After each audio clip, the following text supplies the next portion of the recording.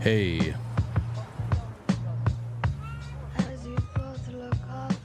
How's you all doing? I hope that the weekend was a good one for you guys, and I have plenty of updates for you on this Monday night, the 29th of January, 2024. We've got a good one on tap tonight. We've got a great guest. I've never spoken to him before, but I'm familiar with his work. His name is Joe Hannaman. He's a senior journalist, been doing this for a long time, and more recently doing a lot of work with the Epoch Times, including having his hand in hundreds of written articles and even 2 documentaries now. The most recent one that we're going to talk about tonight came out earlier on this month. It's the second part of the Epoch Times January 6th documentary. So we're going to talk to Joe Hannaman about January 6th and all of his work and his big takeaways and how it found its way into the documentary. After that's done, in the second half, I really want to recruit all of you. I want to recruit all of you for a conversation about what you think the extent of rigged sporting events really is, or is, the extent is of. Anyway, I want to talk about that a little bit because everybody has a rigged sports theory. At least people who have watched sports in the past or any kind of competitive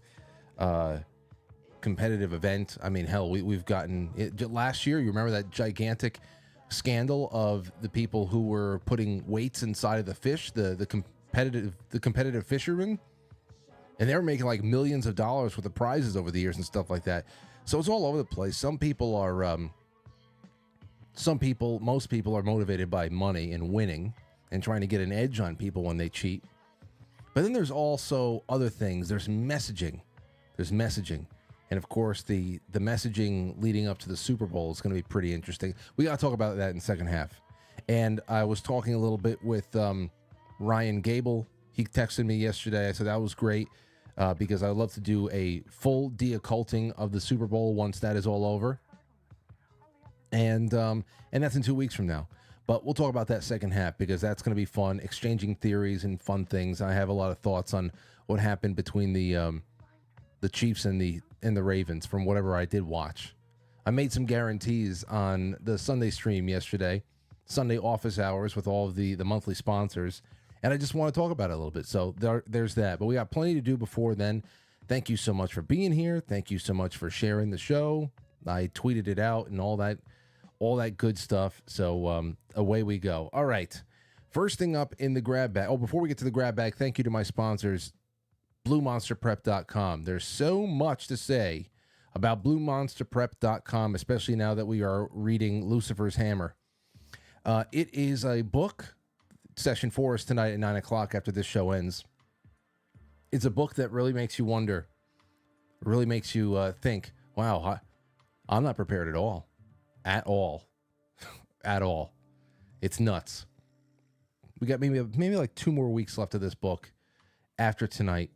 So it's been great. So just saying, BlueMonsterPrep.com. I was thinking about them the entire time I'm reading this damn thing.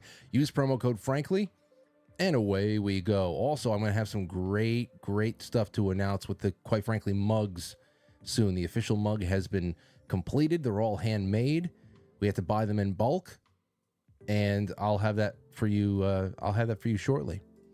All right, what else do we have? First one up is CNN. Where is it? Oh, here it is.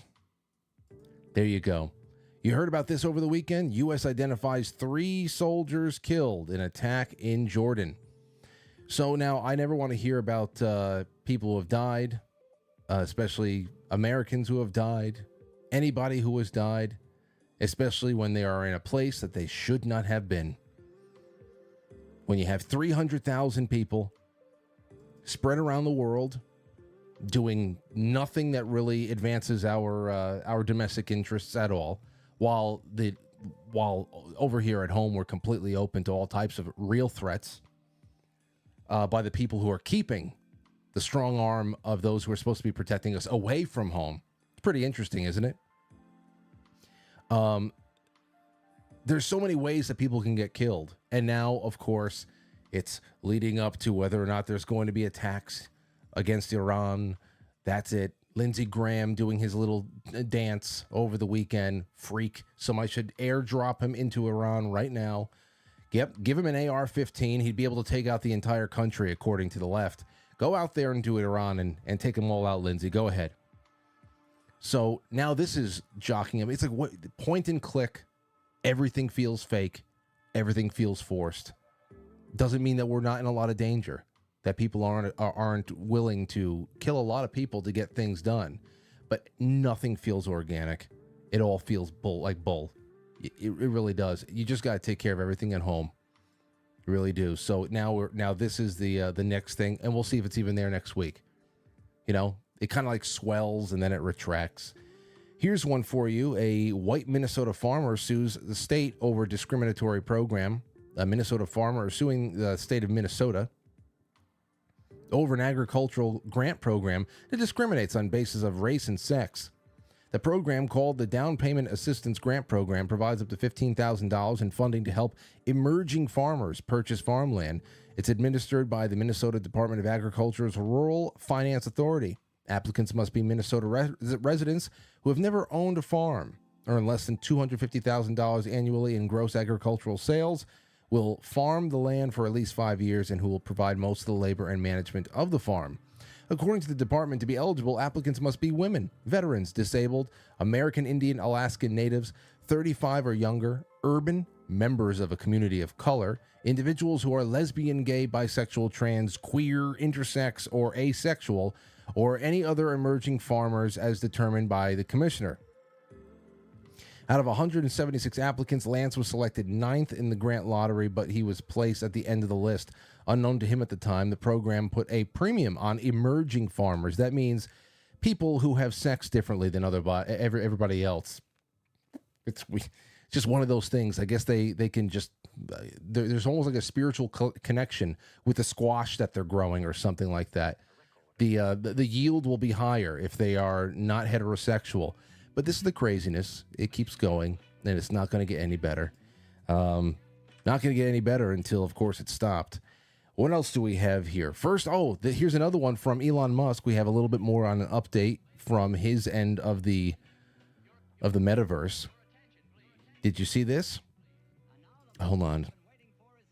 Let me get this out of there. Nope. My bad. Give me 1 second. I forgot to loop that. I have everything but my iTunes hooked up over here. I have a Studio A update for you in just a second as well. Elon Musk, this made headlines on Twitter not too long ago. The first human received an implant from Neuralink yesterday and is recovering well. The initial results show promising neuron spike detection.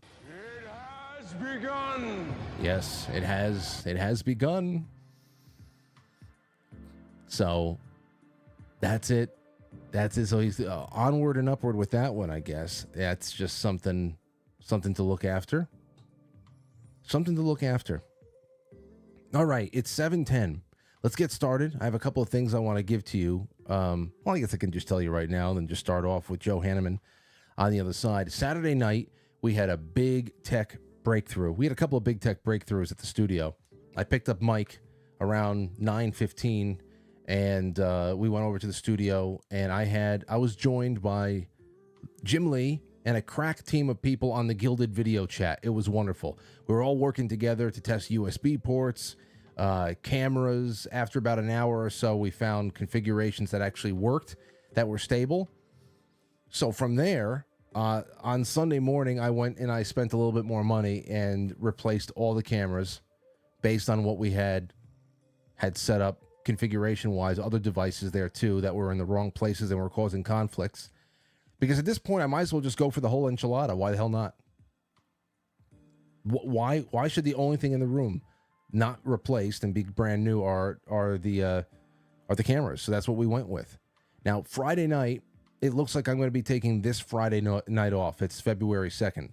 I'm going to be getting to the studio super early to meet Mike, and we're going to be doing hardware, software, firmware, everything.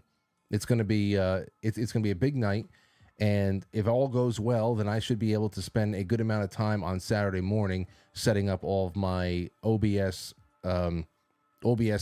streaming profiles from scratch again, and that's all.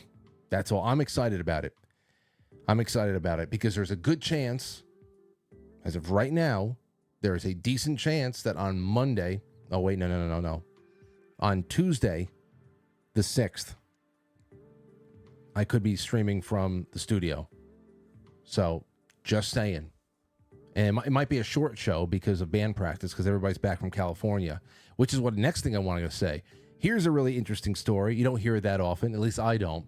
Anthony, as you know, and our friends Derek and Tom, who play with us and Set the Charge, they went out to the NAMM Music Convention over the weekend in Anaheim.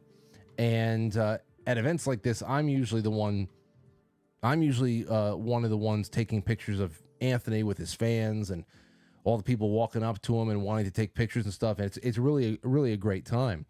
But he goes and calls me. And he says, you're not going to believe this. We went into Walgreens, me, Tom, and Derek. We went into Walgreens to get some stuff. And a guy approached me who watches Quite Frankly all the time and recognized me from your show.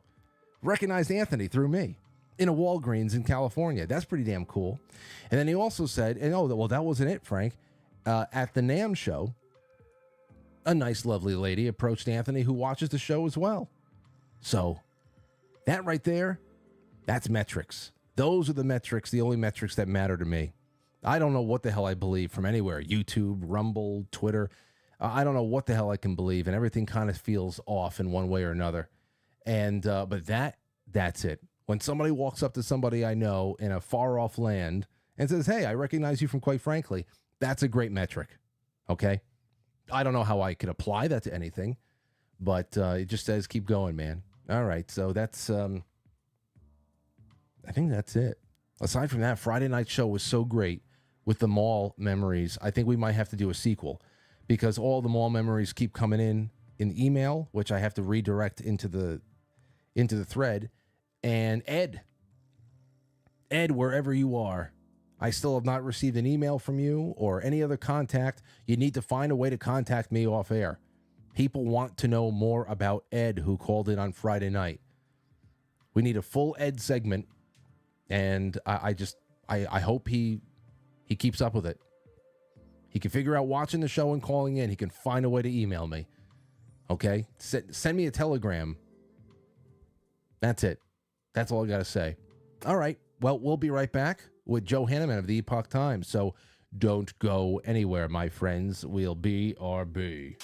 Have you any idea how successful censorship is on TV? Don't know the answer? Successful, isn't it?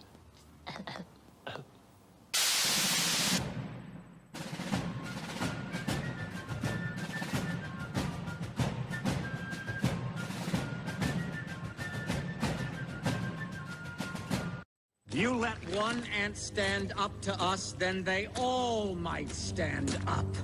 Those puny little ants outnumber us 100 to 1. And if they ever figure that out, there goes our way of life. It's not about food. It's about keeping those ants in line. That's why we're going back. Does anybody else want to stay? Let's ride!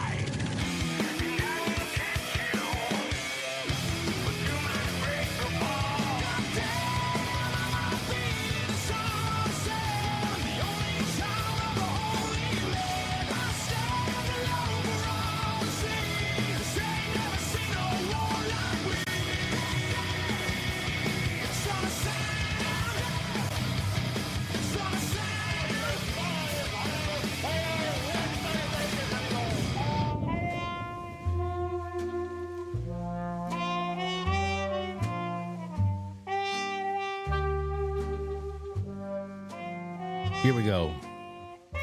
Oh, yeah, and that's another thing I got to say. Thank you again so much to Matt Christensen for inviting me onto his show last night to fill in for Blonde, who has brought forth yet another very healthy, gorgeous child into the world.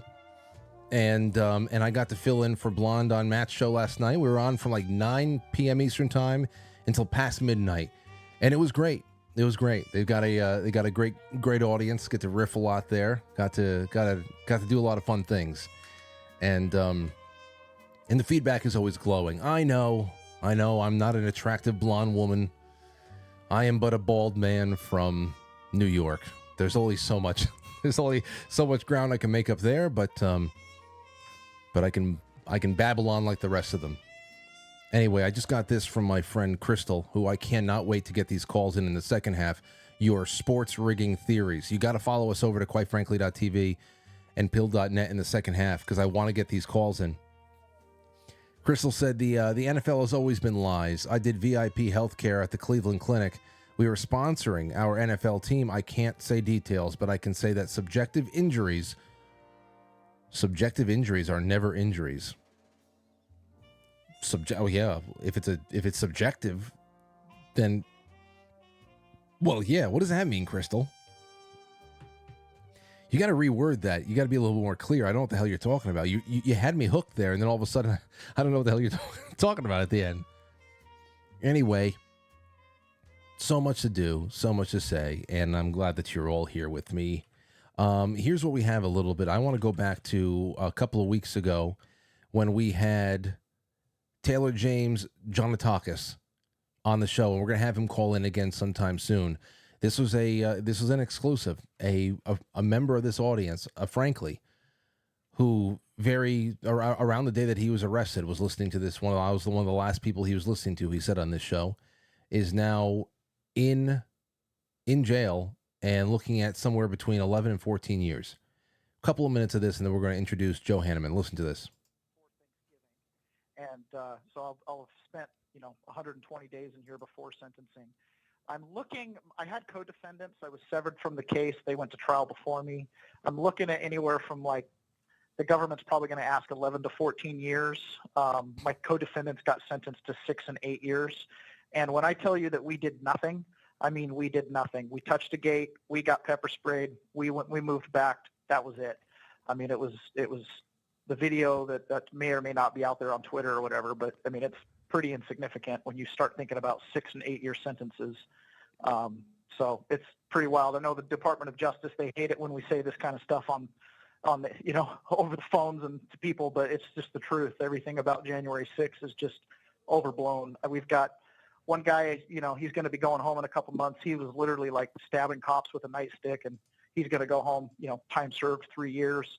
And then we've got, people like me who we're going to get 6 years because we decided to go to trial and didn't take a plea deal. So it's really a messed up system. It's a weird system where if you decide to take a plea deal, you do less time. So the people that are really violent, they tend to take a plea deal. They get out earlier. The people that, feel like they have a chance in court or want to stand on their rights and exercise their right to a trial, they really penalize you. You get almost double the sentence. Yeah. So, and that's the kind of thing that we were learning from Taylor James Jonatakis, the railroading that was going on. And I don't know, there's just so much to put out there and so much to say. And I guess that we can start with that when we bring Joe Hannaman on in just a second. Joe Hannaman is a senior investigative reporter for the Epoch Times and is one of the few reporters in the country with a focus on the January 6th U.S. Capitol incursion and its aftermath. His work over nearly 40-year career has appeared in the Catholic World Report, the Racine Journal-Times, the Wisconsin State Journal, and the Chicago Tribune. He's here tonight to talk about the latest feature-length documentary he's done or worked with the Epoch Times to put out there, a culmination of 3 years worth of January 6th coverage, the real story of January 6th, Part 2, The Long Road Home, which premiered January 6th of this year on Epoch TV. Joining us right now, Joe Hannaman. Mr. Hannaman, how are you tonight? I'm doing great. Thanks for having me. I'm sorry I couldn't give you a video feedback, so you're looking at something other than a portrait of me with a Fezzi wig on, but No worries. but everybody sees us both on TV, and we're looking good together. I gotta say. So how's everything All been? right. Good. Good. Been very busy getting us film out and starting to promote our findings in this latest documentary. I think it'll be very eye-opening for people. Yeah, for those of us who have not seen your work yet, because I want to make sure that everybody knows exactly where to go out and find part one and part two, could you recap a little bit of what was in part one and now what it is, what addendum is being put out there with part two? Sure. Part one was produced in a fairly short time frame, just before the January 6th Select Committee started holding its hearings in the middle of 2022. And we suspected that that was going to be a fairly slanted presentation of the evidence. So we wanted to take a little bit deeper look. So we looked at the use of force. We looked at the video that was available at the time and came up with a look at the day and just what exactly was January 6th. And that was a question that the mainstream media answered actually on that day. And yet, everything that we've uncovered since then tells us that what we were told on January 6th was not the case, that there was a whole lot more to it. And we profiled some of the defendants. We profiled Ashley Babbitt, who was shot and killed that day, her husband. So it was our first attempt to take a look at what really went on that day. Now, the second part, which just premiered on January 6th of this year, it is more focused on what happened after January 6th. It takes a look at some of the hidden tragedies and some of the hidden costs of January 6th with the defendants. We've got some FBI whistleblowers that talk to us in this film. And we also take a look at some of the suspicious actors that defense attorneys continue to investigate that raise a lot of suspicions, frankly, about just who did what that day and who was behind all of it. So it's more of a behind the scenes look at January 6th. Yeah, I can. Well, I can't wait to check it out. I really can't. And I gotta say, before you came on, I just played a couple of minutes from an exclusive that we had with a member of this audience who's actually right now in prison awaiting sentencing. His name is Taylor James Jonatakis, and he called into the show from prison not too long ago, telling a very familiar story that I'm sure, with all the time that you put into this, you've uncovered a lot. Talking about judges who are going out of their ways to put people in prison for insanely long sentences, in most cases victimless crimes. There's solitary confinement issue that runs throughout everything, forcing people to make public denouncements and declarations of fealty to the state. It's very, very weird. And so I guess my question for you is, in the time that you spent covering this, what have you learned about the experience of the average January 6th defendant, and then maybe even some of the more extreme cases? Well, I think on average, January 6th, for people who have been charged, has largely destroyed their lives, really, irregardless of what they're charged with. Now, obviously, the felony charges have a much bigger exposure for prison time, but we've talked to and profiled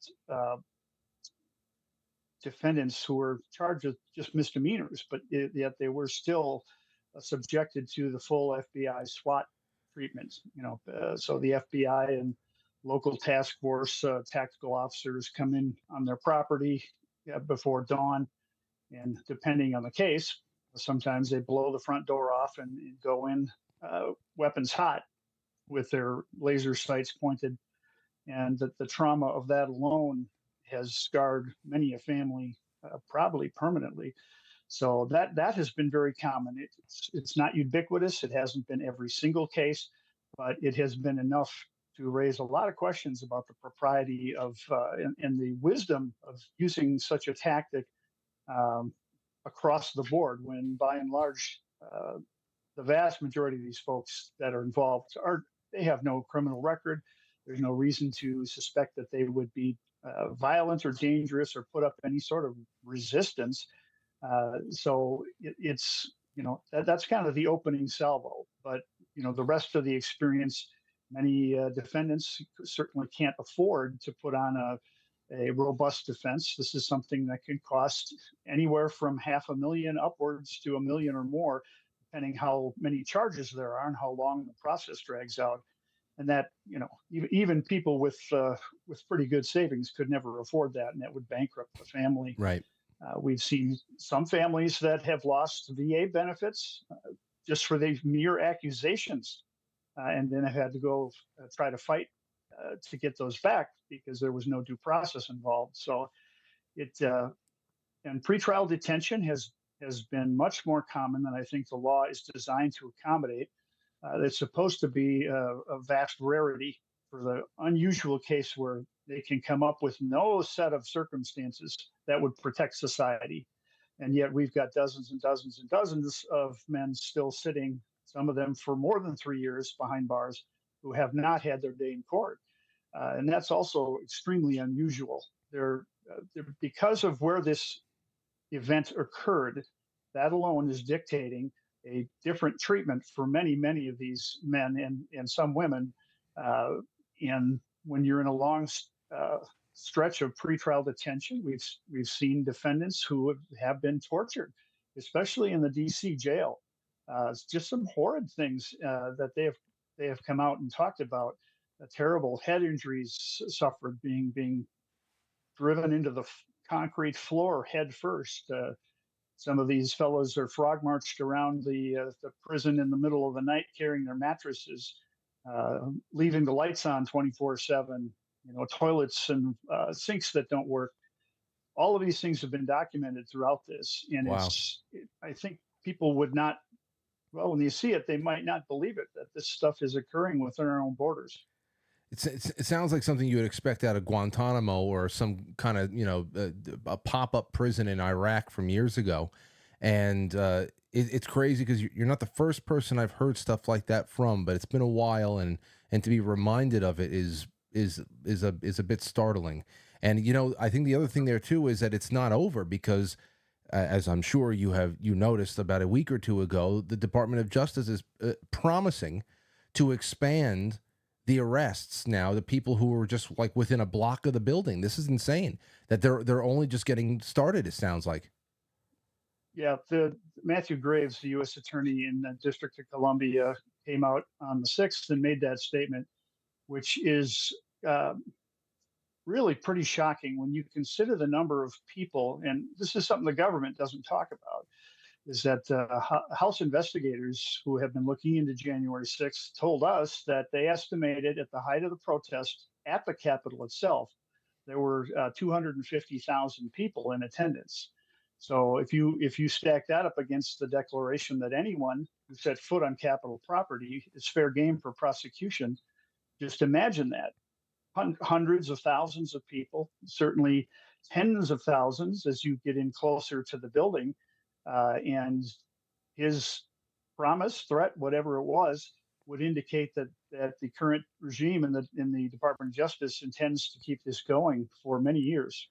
Well, I wouldn't be surprised if that is really going to be the bar that needs to be reached to go and brought up on charges. I would not be surprised if this is all going to be predicated on cell phone data, because what I was seeing on January 6th, when we were just watching this stuff happening on television, like we're watching the speeches and all that stuff, and then things start getting a little weird. And I remember Jake Tapper going on CNN later that night, and in a really brazen way, because they love just introducing this stuff to the public and making it seem very normal. He showed a black grid that was essentially stenciled over the streets of that whole area, the whole campus of the Capitol. And on that black grid that shows the streets there was a roving cloud of green dots that was supposed to represent individual cell phone pings that were showing how the crowds were actually moving and in processing down the street. And I'm saying to myself, if you were to have thrown this image up a couple of years ago and said, look, they're tracking your cell phone data and they're following you as you walk all over the place. And the government is working with your cell phone provider to literally watch every step that you take, you would have been called a conspiracy theorist. And there's CNN showing a green cloud of people walking around. I wouldn't be surprised if that is the predicate for sending out new charges just based on where their cell phone put them, because I don't know how you can put that many people's faces, catch that many people's faces and get them all. Well, I think they could do both. The facial recognition, surprisingly, I think had probably had more to do with it initially than geolocation data. But we know they made extensive use of geolocation. They had a warrant, but their warrant estimated that they may have caught up to 5,000 people's information. I suspect it is much larger than that, because you know that gives you a richness of information that just the face doesn't do. They have to run a face against different national databases, driver's licenses, and quite frankly, those things all run the risk of running afoul of the Fourth Amendment. And those are ongoing big issues. I mean, just how big is too big and too general? There's been some litigation about that. Defendants that have filed suit over the use of geolocation data, that it's like a fishing expedition. And we quote, there's one attorney in our documentary, a defense attorney, who said they'll find you one way or another. Maybe they find you on video, and then they go look for the evidence to support some sort of a crime. And that is not how things are supposed to work. But facial recognition software and geolocation data have been very big tools. And I suspect the FBI has a shockingly long list of potential people that could be arrested. So I was able to get a little bit of your background here as far as what you've been able to put out content wise in the last few years. Over 500 articles, 2 feature-length documentaries, a special program on exclusive Capitol security footage, a 78-page special report that you've been involved in regarding January 6th coverage. You've been a part of the publishing of hundreds of pieces of information here. And now we have this second part of the documentary. Out of everything that you have done, Mr. Hanneman, what would you say is one fact or one story that stands out the most, that has even shocked you along the way, even though everything is pretty shocking? What stands out the most?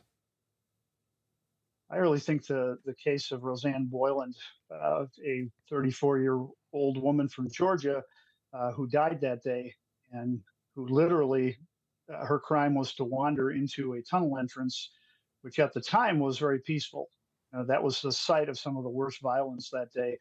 But at about 4:18 p.m., she literally shuffled into this tunnel with a bunch of other people, curiosity seekers as much as anything. And then within a couple of minutes, she had been shot in the chest with a pepper ball fired from the back of the tunnel by a police officer.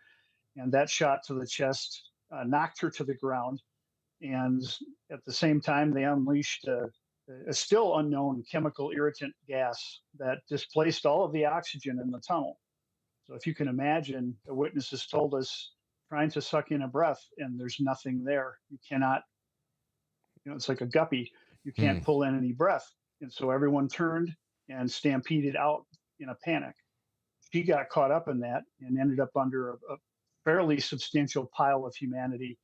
I mean, I think at the worst of this, you had 50 or 60 or more people in this waterfall that came out of that tunnel, piled on top of each other. I'm actually amazed more people didn't die that day. But she lost consciousness. I think she was probably lost her heartbeat at some point along the way. But the police at the front line refused to help.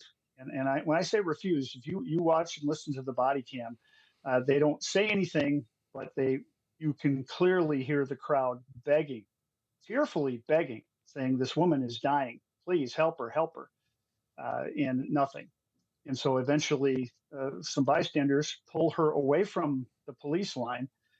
This was just after, inexplicably, she was beaten by a Metropolitan Police Department officer named Lila Morris, who picked up a walking stick off of a rioter who was trying to swing it at police. And she turned that on Roseanne, who was laying on her side, unconscious, probably pulseless, and she just double-handed over her head like a sledgehammer, took it down on her head and on her ribs. And to this day, even though this officer has testified in some trials, we have not gotten any kind of an explanation for what justifies using that kind of deadly violence against a defenseless woman. In her case, eventually she got pulled inside the Capitol, and once she got in, she did get medical help from the Park Police and others. But by that point, she had been without breath for 6, 7 minutes or more, and they were just never able to revive her.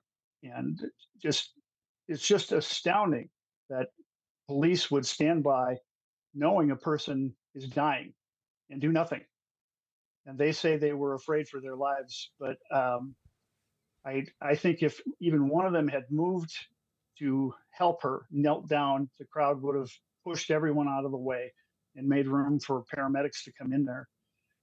But instead, it, it really set off a lot of violence because people were convinced that she was dead, even though she wasn't at that point.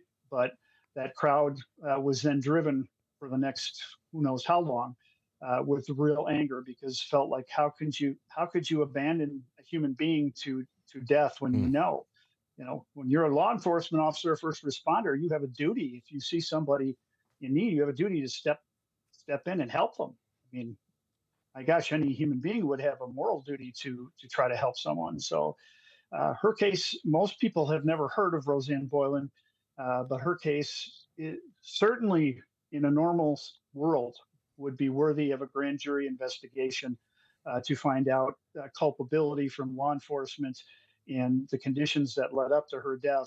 It's just shocking. Yeah, and in normal world is the what needs to be underscored there, and I guess I have some questions about that in a second because whereas we did learn about Roseanne Boylan, I remember talking to Julie Kelly about it, and Julie Kelly, those are some of the more prominent names and people who have been covering this from the beginning, and I remember that, and any time that the details come out, it's horrendous, and then it's infuriating again to just think about the kind of pageantry that was allowed on television afterwards. The weeping Capitol Police officers, the weeping media men, the weeping media women, Nancy Pelosi with the pins and the challenge coins. It's just the pageantry, what it was meant to cover up, the brutality it was meant to cover up is infuriating, and it poses some bigger questions about the future of not only how this story wraps up, but the future of our nation.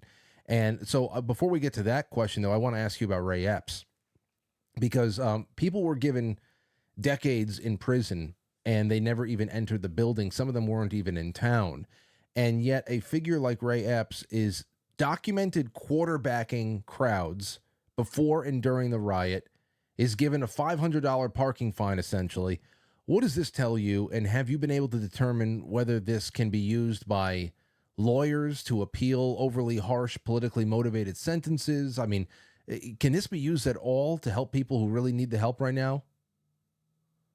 Well, ironically, or maybe not ironically, but a defense attorney shortly after Ray Epps was sentenced, Bill Shipley, one of the best defense attorneys working on J6 cases, he took Ray Epps' case and put it before a judge as an example in taking a look at the egregiousness of the accused crimes versus his client and the sentence that was meted out. And he actually got a fairly light, comparatively speaking, sentence for his client as a result. So it did have an impact. I don't recall the judge that was involved in that case, but it did have an impact. So surprisingly, that may be one impact, is that sets a bit of a precedent that the Department of Justice comes in and offers a pre-indictment plea deal. As far as I know, that has not happened in any other case. By the time any of us found out about it, it was a done deal. It was sealed up, and within 2 days, he appeared in court, and that was the end of it. He was just sentenced to no jail time. Clearly, has the appearance of special treatment. I think most defendants are up in arms about it and furious because if you look at the evidence, and I'm telling you, these judges have come down, lowered the hammer on defendants over words. So if you apply that same logic to Ray Epps, who was inciting people to go into the Capitol. I mean, he was very specific the night before. We need to go into the Capitol. And he continued that on January 6th. And I don't know of a defendant who said that more, who encouraged people to go inside more. Uh, and now, in fairness to Ray Epps, he did help police that day outside. He did calm down situations. There was probably a half dozen instances that we found on body cam. But nevertheless, even if you factor all that in, the sentence was rather shocking. And I those may be points that come up in appeal. It's certainly possible. I think the most immediate is going to be citing it in sentencing recommendations and saying, "Hey, what we got to have some fairness and consistency here, and let's take a look at his case." Yes, absolutely. But then of course that is one person that we've all been able to, because there's no way to hide him, which is what makes this all very, I don't know, obvious to us. There's no way to hide this guy. There's no way to, you can essentially track his movement throughout the whole day. And the fact that they have circled the wagons tells you everything you need to know. So we'll see what happens with that. There is something a little bit more recently, though. About a week and a half ago, we got a little bit more written about this pipe bomb situation. Darren Beatty was on top of it. That's where I saw it, at least first. What can you tell us about the revelations of the pipe bomb story? We had the security camera footage.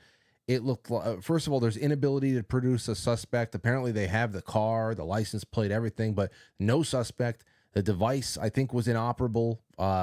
It was planted, and we can see on tape there's a strange lack of urgency or caution from authorities around this so-called bomb location, even allowing civilians to walk by the bench and all that stuff.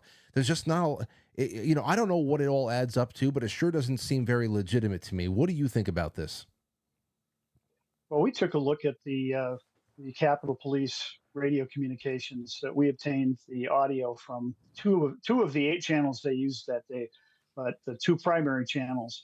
And it's a very interesting contrast between the device that was found at the Republican National Committee or at the Capitol Hill Club in between in the alley and the DNC device.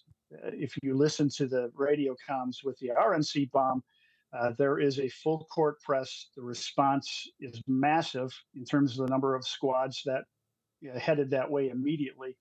I believe there were 30, 34 or some officers that streamed into that scene.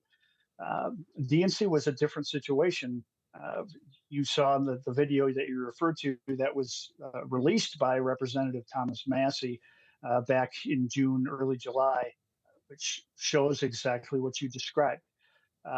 A backpack carrying man going up to 2 SUVs that were part of the Secret Service detail for Kamala Harris, and talking to them, and ostensibly, from what sources have told some of my colleagues, that was informing them that a device had been found and that there was a pipe bomb on the property, and yet we had two or three people in the Metro PD SUV who sat and finished their lunch before they got out of their vehicle to take a look around.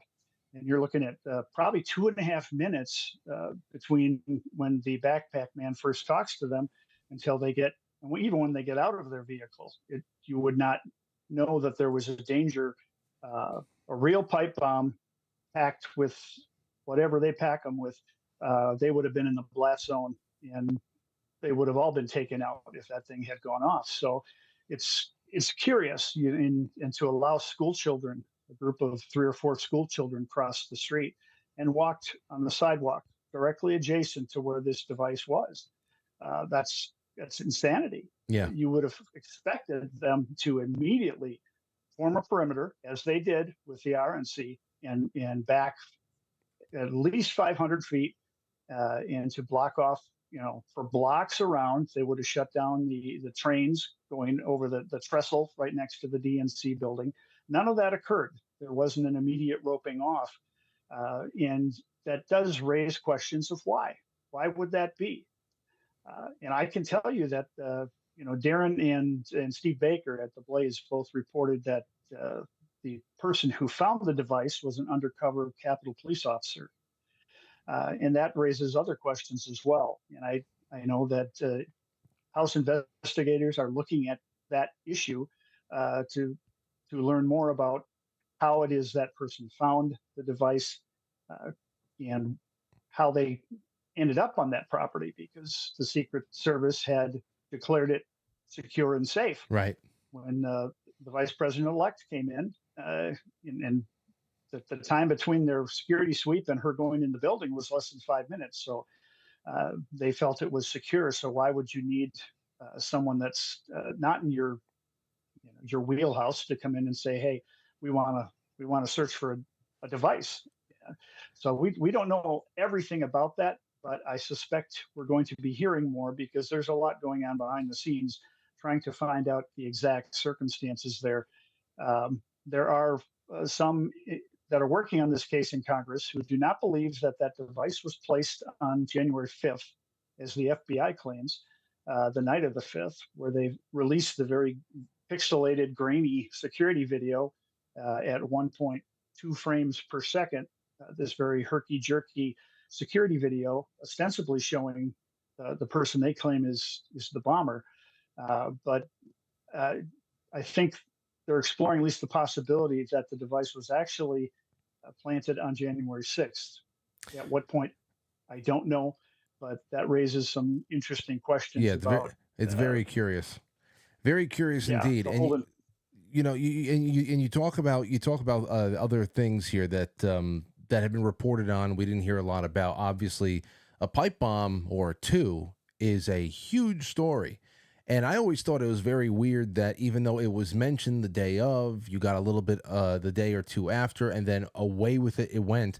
You say, okay, well, that seems like that would be like the centerpiece of this entire story, that there were explosives that were planted and everything. It just went away. Then, of course, the more we hear about it and the more evidence we get, the more curious it becomes. But one other thing that I've seen very few people talk about and have it revisited is the fact that there was like 4 or 5 police suicides around the time of January 6th afterwards. And those suicides, they make up the bulk of what the real narrative official story pushers put out there as the body count, to show that it was a violent mob of right-wingers, MAGA types that were killing police either directly or indirectly. They lied as long as they could about the police being clubbed in the head with a fire extinguisher. They couldn't do that for more than a few months.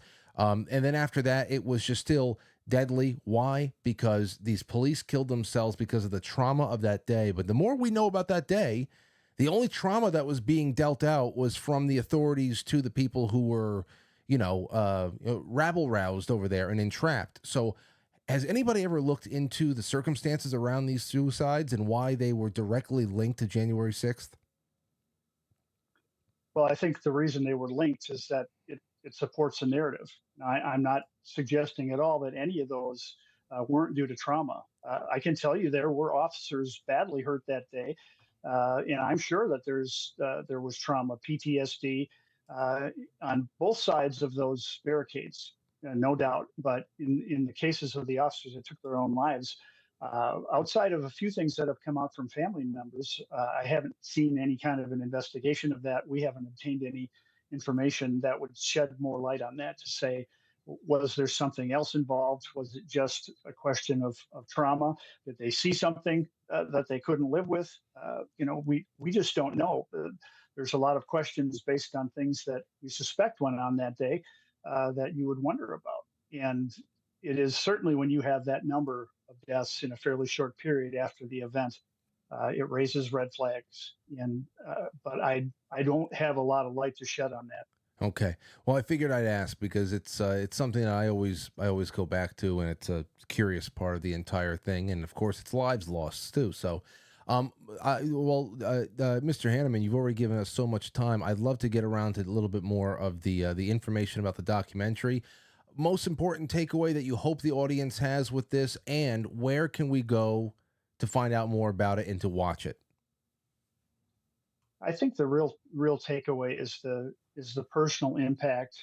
That's the one thing that'll become very clear in this. We spent a lot of time in the film with the Munn family. At the time was from Border, Texas, but they have now been in the process of moving back to Wisconsin. There was a family of five that went to Washington D.C. to hear President Trump speak, and then as tens and tens of thousands, if not hundreds of thousands of people did, walked over to the Capitol. Now they ended up going inside the building, did enter through a broken window, but once they were inside, the totality of their experience was to pick up trash in the Capitol Visitor Center. They, you know, they were looking to people were dropping things on the floor. They picked it up and put it in a bag and spent the rest of the time trying to figure out how to get out of there. They sensed this was a dangerous situation. Two of the daughters that were there were in a restroom, and a police officer came in and started. A male police officer came in and started screaming at them and knocked the towel dispenser off the wall. And they scurried out of there. They were just shocked that an officer was vandalizing the Capitol that he's sworn to protect. So they followed him out and tried to get iPhone video of him, but the parents pulled them away. That was a dangerous situation. But they after 40, I guess it was 52 minutes by the time they got out of the building, they were all charged with really a slew of criminal charges. There were three SWAT raids on their family at three different properties in two states, in Texas and Wisconsin. And the oldest daughter, they came into her home, and one of her children, of course, was traumatized, and they would not allow her to be near her siblings, to hold someone's hand. She got stuck between two tactical officers, carrying M4 rifles, and you think about that, a 7-year-old or Yeah. 8-year-old child, and watching mommy handcuffed. Life's changed forever. Life has changed forever. Yeah. Now her mother was very quick thinking because she looked at her daughter and said, "Mommy's going to Washington to help President Trump find the bad guys," and that worked for her daughter. She felt not so frightened after her mom told her that. I think that was pretty quick thinking, but those things stick with the family, and they were subjected to all sorts of things. They had a monitoring device placed on their home internet that they showed us when we were there filming. And I had a former FBI agent, Steve Friend, confirmed to me that he strongly suspected it was a monitoring device based on the components. And so then they were left wondering, and this was after the parents had done their jail time, and all that was left on them is to serve their probation, that they were being monitored. So you would think there would have been a warrant for such a thing, but we have not seen any, and so they are left wondering, were there family discussions or private discussions being monitored by law enforcement afterwards? So the mother in the family, she lost employment. Plenty of people were more than happy to go to. She's a nurse, to go to all the healthcare facilities and to inform them that she was some sort of an insurrectionist, even though her plea agreement was for a single petty misdemeanor called parading, demonstrating, or picketing in a Capitol building. And she lost, I think, 2/3 of her income almost immediately. So the range of effects on this one family is really quite startling. But you'll see this in the film. They come out stronger, closer as a family. We filmed one of their family meals, sit down at a Sunday dinner, and very faith-filled family. And I think the system clearly tried to break this family, and it didn't work. And there's a lot of hope in that. So, sounds like they got the least of it based on what's happening to other people. They're very lucky, it sounds like, and I'm glad for that, and I can't wait to see it, though. So the real story of January 6th, The Long Road Home. This is part 2, an Epoch original. Where can people go and find this? If you go to jan6realstory.com, jan6realstory.com, you can actually find both part 1 and part 2. Part 1 came out in July of 2022. And the latest film came out, as we mentioned, a few weeks ago. So you can find those both there. If you're not a subscriber to the Epoch Times, they offer you opportunity to watch it. I think it's $4, but that $4 gets you in to a subscriber status and get you access to all the Epoch TV content. And so it's definitely worth it. So they've got some options there for people that want to watch the film. And I encourage people to do that because this information is really important that people tell others about it, because we need to keep filling in the gaps of the story that was initially told by the mainstream media, and uncovering where that story was false or misleading. And this is our latest attempt to do that. Well, Mr. Joe Hannaman, it's been wonderful to have you on tonight. I hope that if any big developments come in the future, that you'll make some time to sit down with us again. You bet. I would be glad to come back. All right, thank you so much, sir, and I'll talk to you soon. Have a great night. Thank you. There you go, Joe Hannaman, Epoch Times. I'm pretty sure I've seen Mr. Hanneman's work in the actual home delivery, because I get the home delivery. Though I don't read the news sections that much. I'll read opinion. I'll read life and tradition. We'll use the home. We'll use the other thing there too. Give the funny papers to Aurora. Give them the funny papers. But that was a great talk, and I'm glad that we did that. Now I'm going to go on a break. Might as well go on a break right now. It's 7:57. Here's what we're going to do. I have questions. You can call in on everything that we just spoke about with Joe Hannaman from the Epoch Times about the documentary that came out and about the state of the country and a lot of our countrymen and women who are in dire straits right now. I'm sure that many of them are actually. I wonder how many people out there are voting primarily on where the best chances are that there's going to be a person that can somehow get into office that will commute sentences and get people out of there. I wonder what contingent of voters where there is only the January 6th vote, that nothing else matters. I don't know. That would be interesting to know if there's. Maybe I can ask Rich Barris about that tomorrow, because he's coming on tomorrow, and I don't know if they've done any kind of polling on that in particular.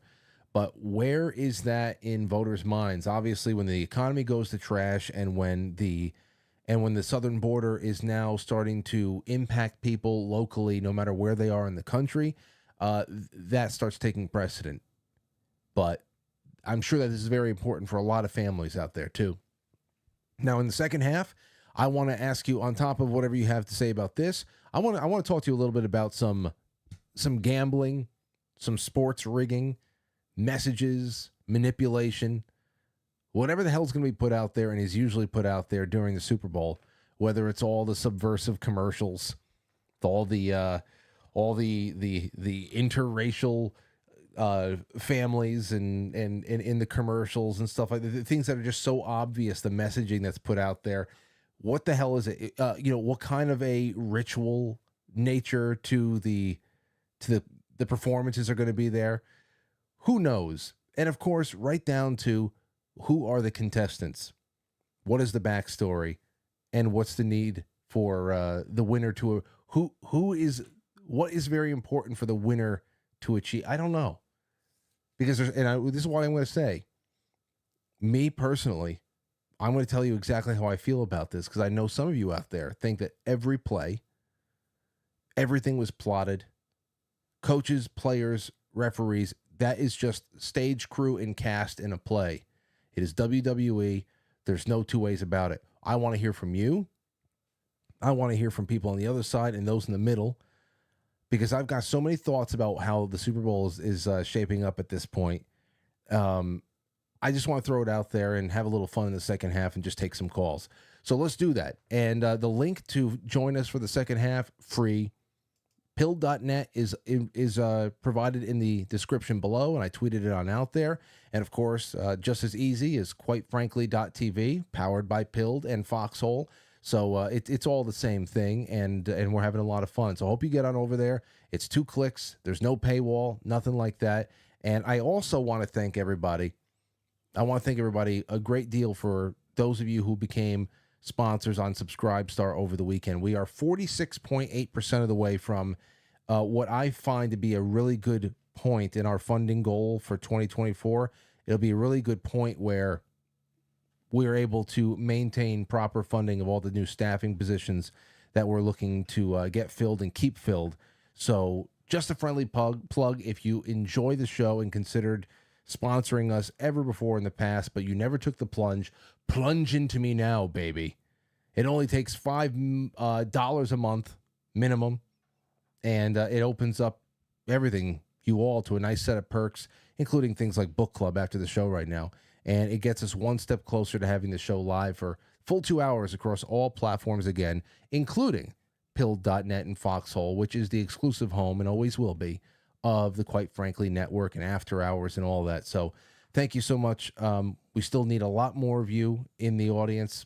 Only about 0.7% of you. It's only a few hundred. Become a sponsor if you love the show. The show loves you back. All right, we will be back on the other side of the intermission. I hope you're there. It's intermission time, folks. Time out to press the like button. The rest of the show is available exclusively at Pilled.net. Follow the link in the description of the episode, get signed up, it's that easy. Or head on over to quitefrankly.tv, just press play. No paywalls, no censorship, no strings attached. So head on over, quitefrankly.tv, powered by Foxhole, and Pilled.net.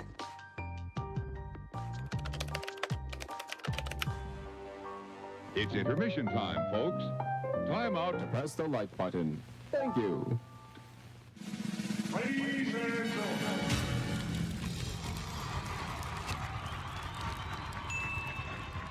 Welcome to intermission. We'll be right back.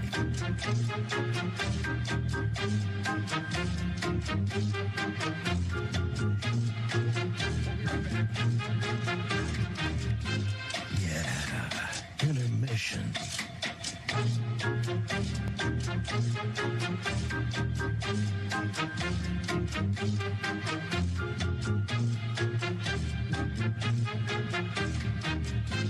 Yeah, intermission.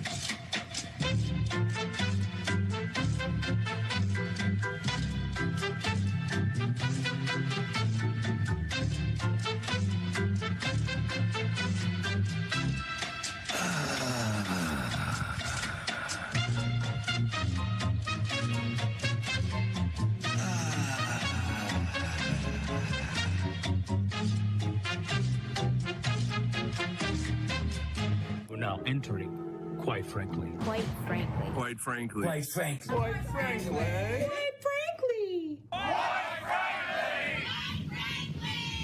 Quite frankly. Quite frankly. Quite frankly.